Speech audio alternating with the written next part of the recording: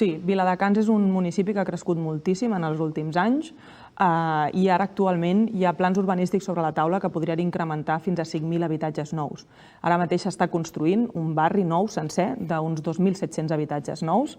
Mentrestant, ens anem oblidant d'aquells barris que ja existeixen.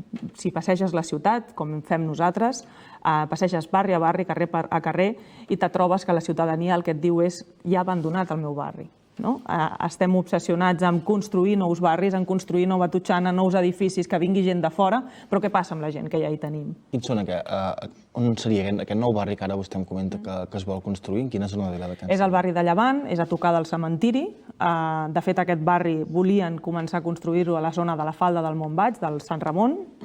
La pressió ciutadana i a la qual nosaltres sempre hi hem sigut des d'Esquerra Republicana, vam aconseguir que aquest impacte baixés a una altra zona, però el que ens fa patir és que els vials que estan construint obren camí per, si ells continuen governant, continuar construint cap amunt de la muntanya. A banda d'aquest barri nou, també hi ha un pla urbanístic vinculat a la Roca, a la fàbrica Roca, que es fa una remodelació. Això també té a veure amb una part privada que aquí és més complicat intercedir. El que sí que pots fer és plantejar que hi hagi uns determinats serveis, unes determinades instal·lacions que necessiti la ciutadania. Allà també van més barris.